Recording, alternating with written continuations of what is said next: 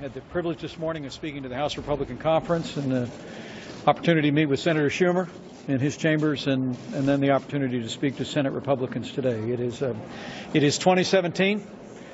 We are back to work and just 16 days away from when we'll make America great again.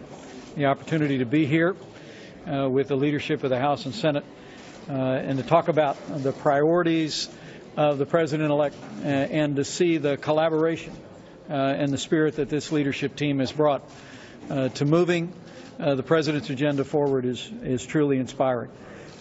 President-elect said many times on the campaign trail that he had a three-part agenda: jobs, jobs, jobs.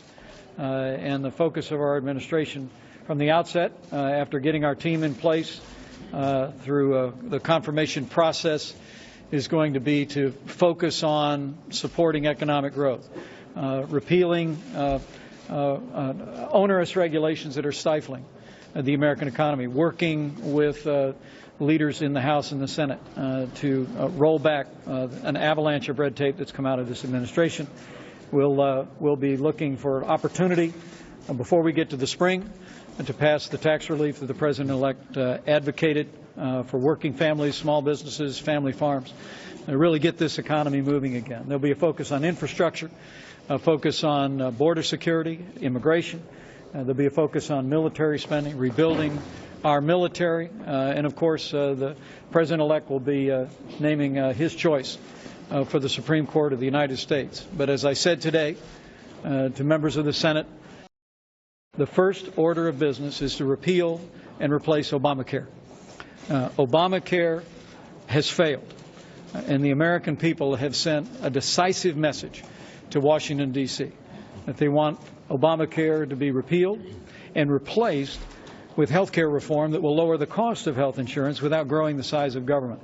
We're working very closely with the Senate leadership on a budget resolution that will begin the process of repealing Obamacare and also create a framework for replacement going forward. We're also working on a series of executive orders that the President-elect will put into effect to ensure that there is an orderly transition during the period after we repeal Obamacare to a market-based health care economy in America. Look, Obamacare has failed. The promises of Obamacare have all been proven to be false. I was here in a different capacity in March of 2010 when we were told if you like your doctor, you can keep it. Not true. If you like your health insurance, you can keep it. Not true. We were told that the cost of health insurance would go down if Obamacare became law. Not true. Right now, the American people are laboring under extraordinary increases in premiums. The average deductible for a bronze policy today is $12,000. American families have seen an increase in premium of $5,000, and this year, the average premium increase on families has been 25%, over 100% in some American states. That all comes to an end when we set into motion the effort to repeal and replace Obamacare. And what I can assure you and the American people is that President-elect Donald Trump is a man of his word. He campaigned on a broad range of policies to make America great again, have America prospering again, standing tall in the world again, honoring our most cherished constitutional principles.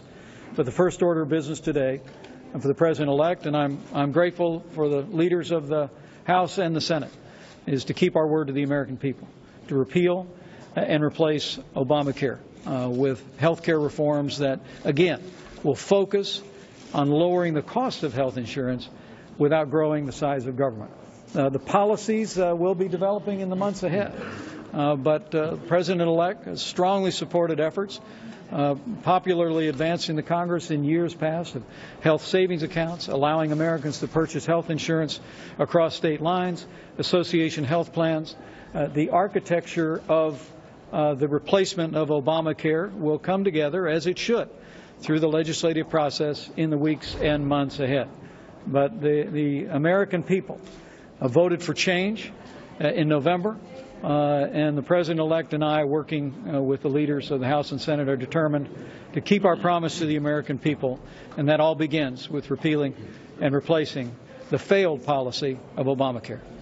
On your meeting with Chuck Schumer, Mr. Vice President-elect, can you talk a little bit, though, about the argument that Democrats are making, sir, just that Republicans will own it, essentially, if you cannot come together behind a... I'm sorry, I didn't hear the first part of your question. Yeah, your meeting with Chuck Schumer, and he agreed on that, and also the argument that Democrats are making that Republicans will own it if you can't come together behind a replacement plan. Are you prepared to own the political fallout? I think the most important thing for the President-elect and for the leaders here in Congress is that we keep our word to the American people. Look, Obamacare has failed.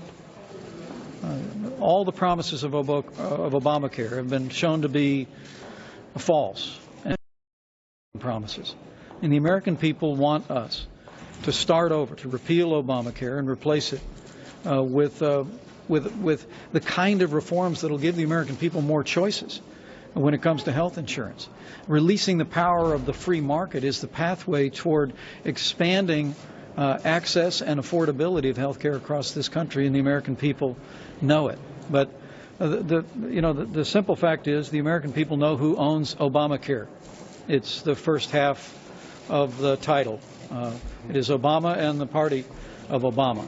And what President-elect Trump and I and the leaders in the Congress are determined to do is to keep faith with the American people who have voted in this past historic election, both in the presidential election and in elections here in the Congress of the United States, to give us the majorities and to give us the control of the White House to make good on that promise.